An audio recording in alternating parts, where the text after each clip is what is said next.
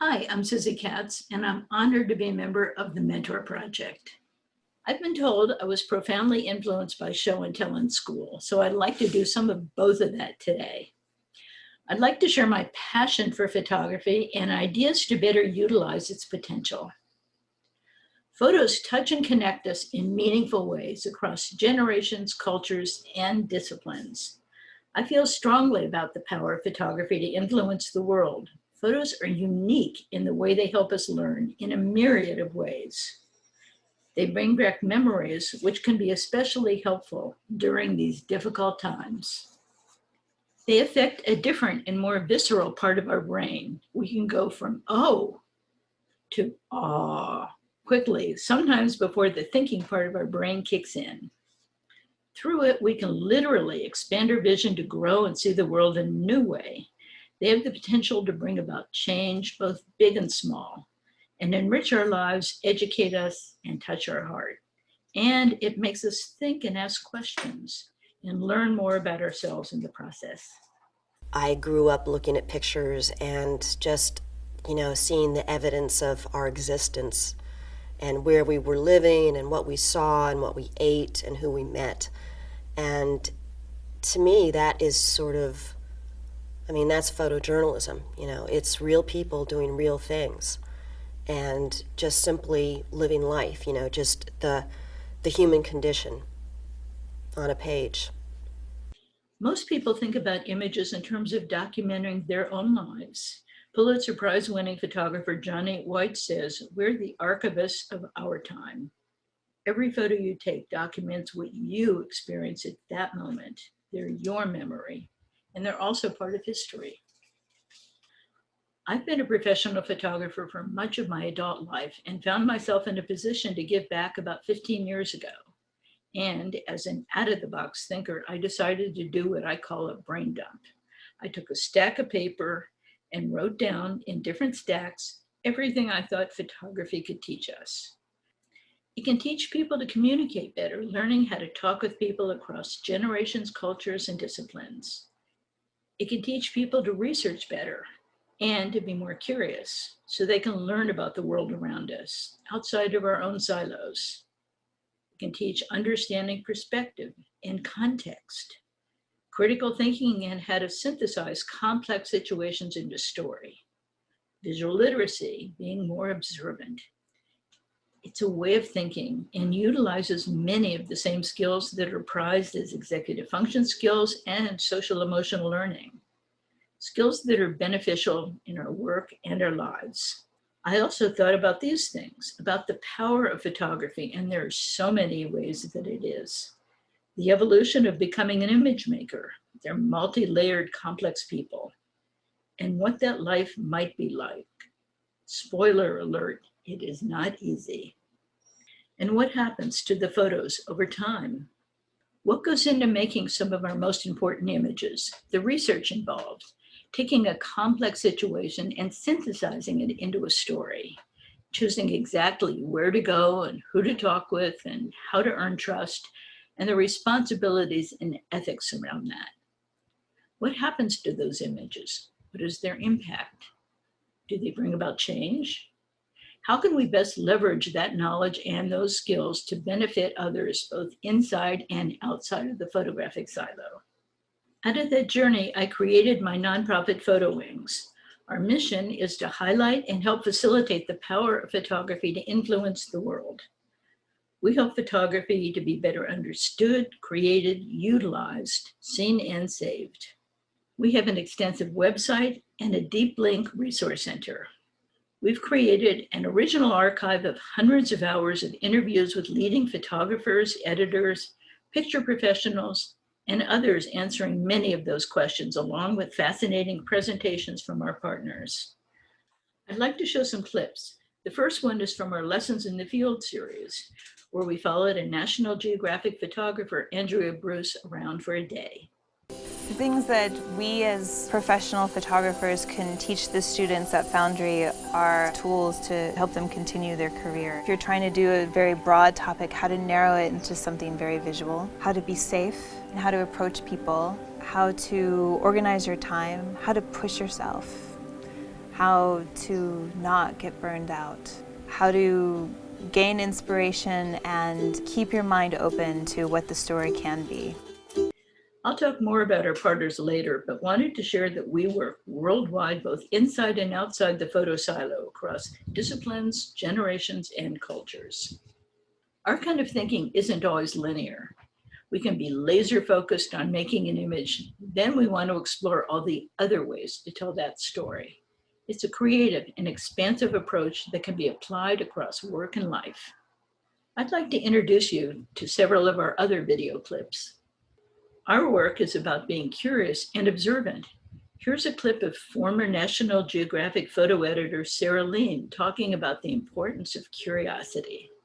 I think it's very important to be curious about the world, curious about other people, curious about how things work, why things are that way. That curiosity will be something that can drive you, also make you appealing to other people. If you're curious and truly curious about somebody else and how their life is or what they're doing in that moment, I think that really translates and people feel sort of honored by your curiosity. They'll open doors and they'll share themselves with you. So I think curiosity is an extremely important thing to have and to cultivate, and it should be genuine.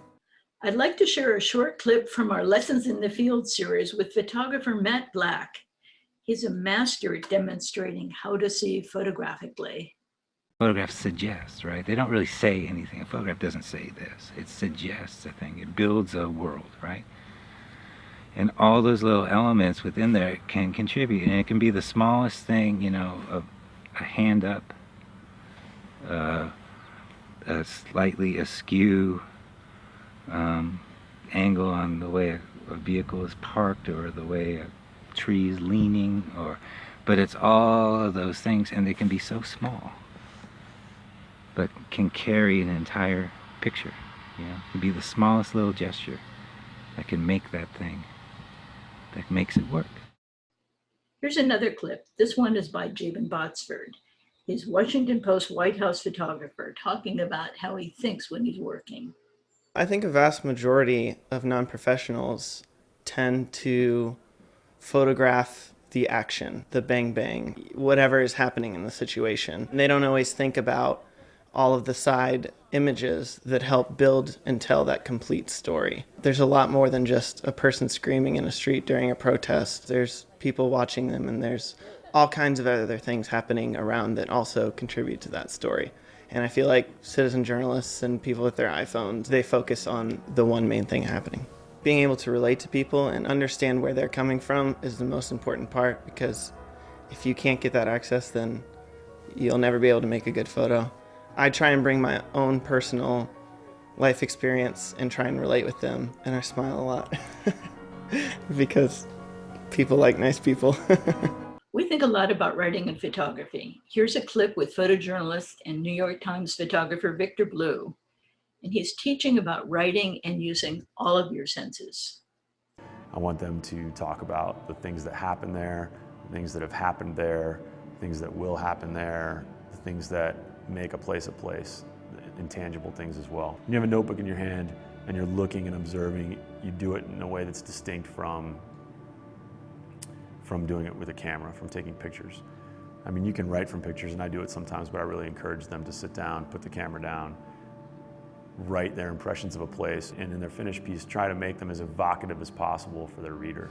And that can be like, you know, the walls were a rough hewn brick. That's a touch. You know, the taco, the El Pastor was burning on the grill. That's smell. You know, like, try to engage all five senses, like make a checklist. But really, really what I want you to do is, and I've done this before, just when you're shooting, put your camera down, pull out your notebook, fill out 2 pages of descriptions. What color of the floor? It's made of tiles. What color was the tablecloth? It wasn't blue. It was royal blue. It was a deep blue. It was an ocean blue. Push yourself to describe these things. Now I'd like to share some of my own work and process as examples as well. First, I'd like to say that everyone can be a better photographer. You can practice either with a camera or through your mind's eye throughout the day. Like a fine musician or top athlete, you'll get better. Look for gestures and movement. Get good at anticipating the right moment to press the shutter. It'll strengthen your instincts and perfect your timing. Analyze the great art. Study a lot of photos, including yours. Think about what works and what doesn't work, and what moves you. Learn the rules and then break them. Explore your creative options. A photo mentor once told me to see everything as if for the first time. There are opportunities everywhere, every day. You can train your eyes and your mind to be more sensitive and more observant. All these are the same skills you can apply if you're going to a party to meet a future spouse or a job interview. It's important to think about your approach. How do you want to tell that story? In a traditional way or in a new way? In my work, I always strive to capture the essence, not just what it looks like, but what it feels like. There's a saying that luck is when preparation and opportunity meet. If you strengthen your skills and put yourself in a position to get lucky, you'll make better photos more often. I got lucky being in the right place when this exchange happened, but it helped to have researched Egyptian history and to have a familiarity with art, which informed the connection between this scene and the ceiling scene of God giving life to Adam in the Sistine Chapel. In this case, I saw a connection with their own history. Look for the light, anticipate it, create it, feel it. Can you imagine how flat this image would be without the shafts of light in this men's Turkish bath, which is the oldest in Istanbul? It helps to do a lot of research and pre-visualize your various options. I researched where a good spot would be to photograph the Taj at sunrise. It would be a little different from what you normally see. This was a magical morning. This light is what we call the golden hour, around sunrise and sunset. Get a feel for space, especially negative space, and how to use it most effectively to capture the mood you're trying to portray. This framing captured the solitude of this boat on Lake Dal in Kashmir. Look for details, reflections, and colors. One day, perhaps just look for red. This is a window reflecting the building patterns in the Bruges curtains. If you look closely, you can see a red flower in the background. A lot of photography is subjective, what I call the theory of photographic relativity. What is this photo about? Some say theater, others models, some say that I'm in it. One viewpoint is the photographer's, while others can see something very different. And that applies to other photos as well. What is the optimal exposure? Is it a good image? Which image is the right choice to select from your edit? An editor, a photo curator, a historian, or your mother might pick something entirely different. Talking with your subject can be fascinating. It's amazing what you may hear. This young woman from Paris said she'd spent her whole life waiting to come to Venice in costume. She said she couldn't eat, she couldn't sleep, her knees were knocking. She felt like she was going to meet a lover. I particularly liked the little drop of light under her eye. Other times it's best to just be a fly on the wall and observe. When taking pictures of people, I find candid images are the most natural. You might challenge yourself to tell your story from different perspectives. In this picture, I stood between the people in costume to capture what it felt like from their point of view. It's always good to find ways to find detail in chaos. There were 100,000 people in Venice for Carnival. Follow your instincts. I had a hunch about this little dog, so I followed it around for a while. I didn't realize till I got my film back that he actually had 3 feet in the air till I saw the edit. I call this picture monopole, and it's one of my favorites. Consider a variety of angles you might photograph from. Venice is, of course, one of the most photographed cities in the world, so finding a new way to document it is a real creative challenge. In this case, there happened to be a window open when I was upstairs at the Basilica, and I was able to photograph down on the people. So try to photograph from above and below. Whenever you can find a different angle, it's always a good thing to try. A good way to do that is to think about what something feels like to you and try to capture that emotion. I found these birds a little bit scary, so tried to document that idea in my photographs. And always look for the light and the shadows. This picture is actually sort of 3-in-1. There's the one where you can see the Madonna peeking out from under the shadows. And another one are the shadows from the windows, which actually look like 2 crucifixes. And the third one would be a mask in Venice. It's Carnival. When is the optimal light? I personally love the time just before sunrise and sunset. A lot of people are gone at those hours. Or in the fog at 3 a.m. when the crowds are gone. If I get up in the middle of the night and I see it's foggy, I often throw on some clothes and go out to photograph. It's magical at that time and no one is there. Try to capture a sense of time and energy if you can. A tripod gives you a number of creative options.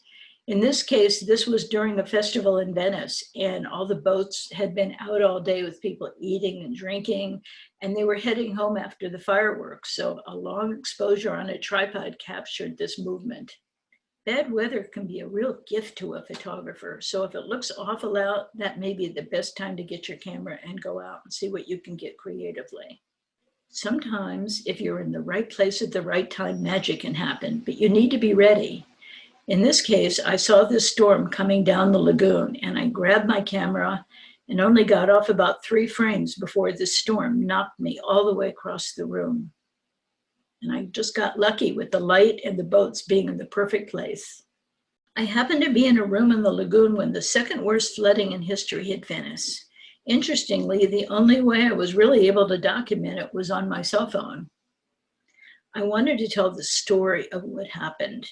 So I got a wide shot of the flooding that was coming in, the historic flooding with the white cap waves. And I wanted to show the detail of the gondolas because some of them had broken away from where they were normally docked, which is at the top of the frame. And they were smashing into the statues and to the hotels, causing a lot of damage. And the gondoliers were also out trying to save their boats from getting damaged themselves and from hitting anything else. And it was a really thankless task. And those winds and those waves, there was really not much they could do. The next morning, everyone was mystified at what had happened. It was pretty amazing seeing the gondolas on the street level and people trying to figure out how to get them back over where they belonged. And Venice itself was a mess for days on end with people flooded and couldn't get to where they were going, people carrying suitcases on their heads and walking through the high waters. It was an amazing, terrible situation. So always keep your eyes roving and you can be lucky enough to capture magical moments. And sometimes they seem to transcend time and space. It's important to have a lot of patience. I was so honored to be able to be on one of the boats in the Carnival parade, but it turned out I was on the last boat in the Carnival parade, and I was on a moving boat taking pictures of moving boats at night, and it was almost an impossible technical situation. But then at the end, it finally came together. I'd like to share a few photographic tips with you.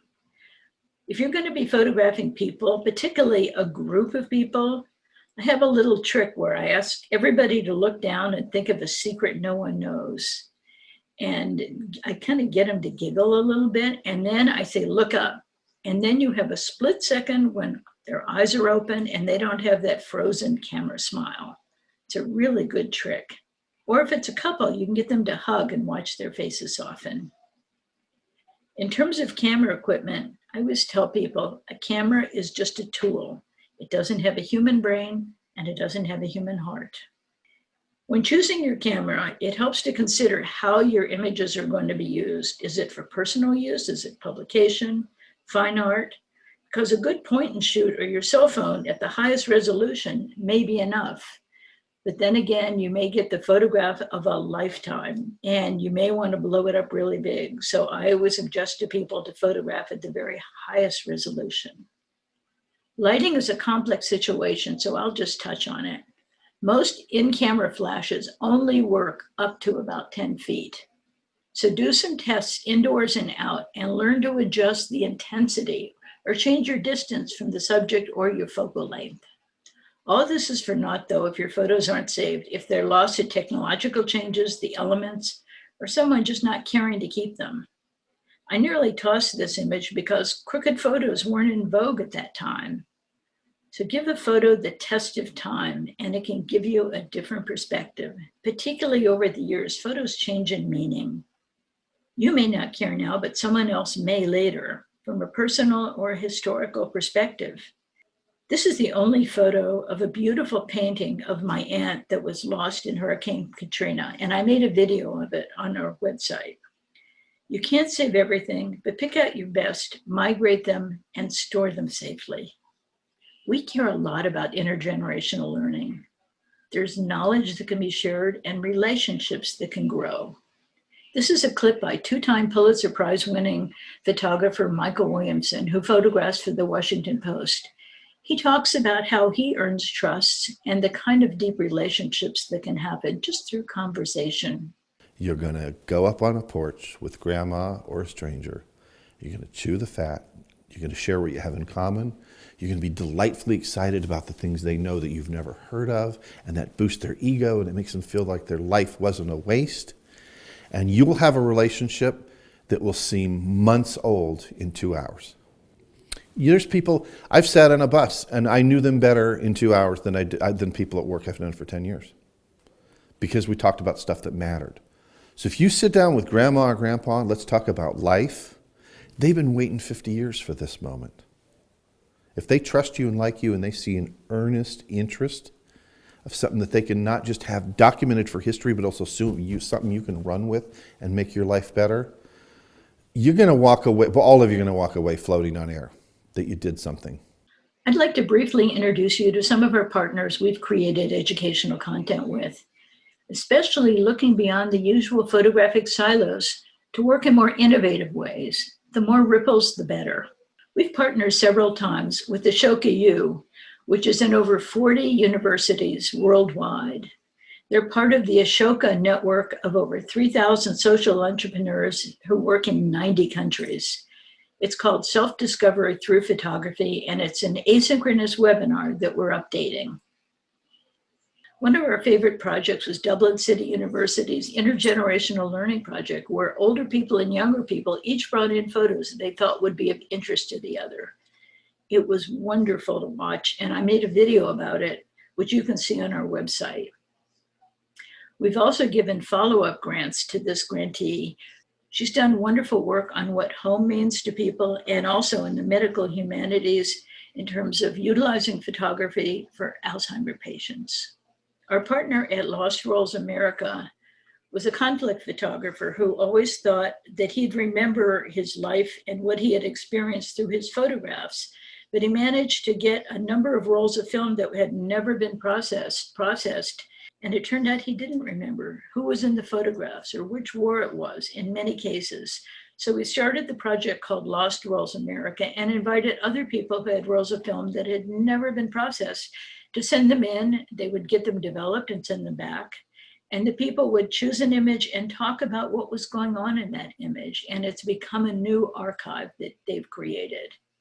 We've also partnered with them to create cross-disciplinary curriculum in terms of storytelling, history, memory across generations and cultures. It's being done for the classroom and also in at-home editions for parents.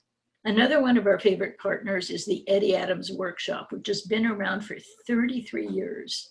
It was started by a Pulitzer Prize winning photographer who wanted to give back, so he bought a farm, and they invited 100 of the best emerging photographers to be taught by a number of his compatriots who were top editors in magazines, top photographers, and they'd spend about 4 days, and it's become this amazing community over time where people are now Pulitzer Prize winners who started out in the first couple of years.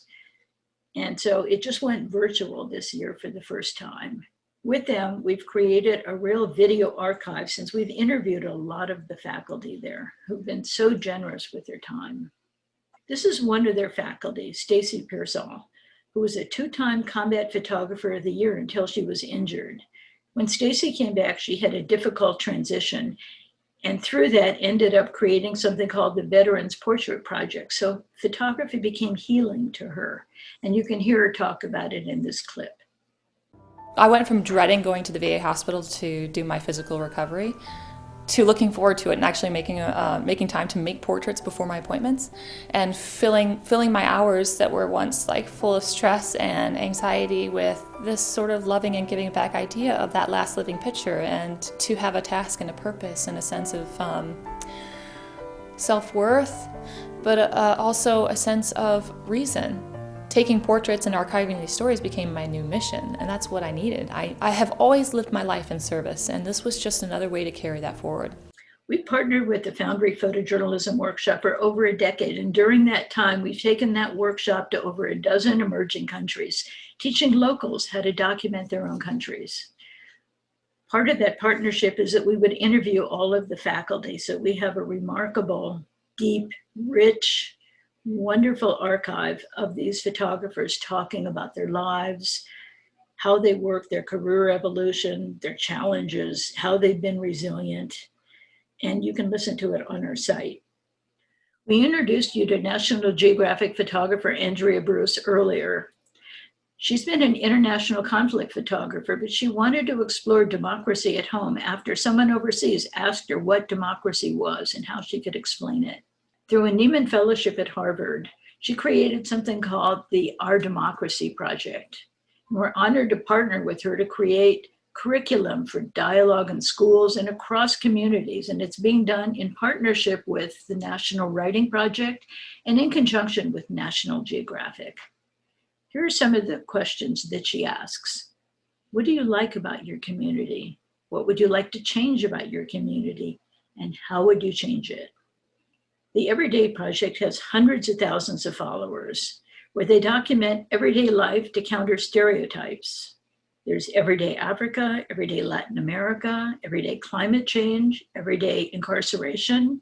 And with them, we've created a curriculum that will be available worldwide.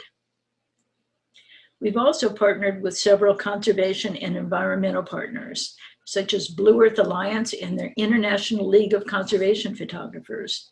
In the case of Blue Earth Alliance, they had 3 years of a gathering that they called Collaboration for Cause. And there was about 18 photographers a year talking about successful projects that they had done and how they were able to do them. In addition, we interviewed a number of them each year. So there's a very rich archive on our site as well. Another one of our favorite partners is Photoville, which is a pop-up photo village under the Brooklyn Bridge where normally almost 100,000 people go through. It's up over 2 long weekends. There are 100 exhibitions, and we partner to put their talks on our site as well. This year it went virtual, but they did a great job with it. So their talks will be on our site again. We're also their education partners, where some of these artists work with educators to create lesson plans. Also, we partner with them on their Community Heroes project. We've had several grant prize programs with wonderful project winners. One winner was Mark Strandquist, whose project was about the school to prison pipeline. The prompt for prisoners was, if you had a window from your prison cell into your past, what would it look out to? And students went out and documented those sites and then had a dialogue with the prisoners. His project has grown considerably, getting a $500,000 grant in the city of Richmond, Virginia. And it involved creating dialogue between the youth and the community, and also the youth and the police chief, where they created training manuals with the young people. I'd like to end with this thought about thinking more about saving your photographs, since so many are thrown away or cell phone pictures not migrated. This is Camille Seaman, who tells a heartfelt story.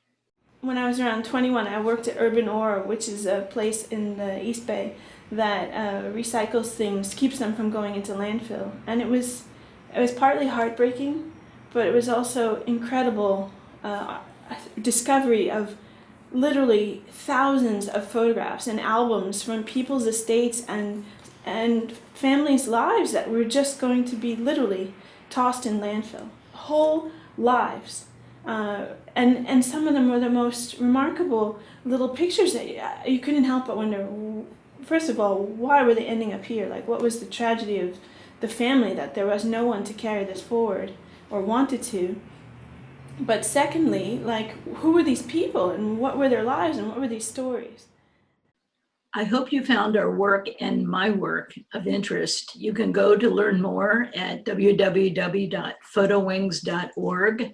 And if you go to the About page, you can download a handout that we have that explains a little further about what we do, and also our media archive list.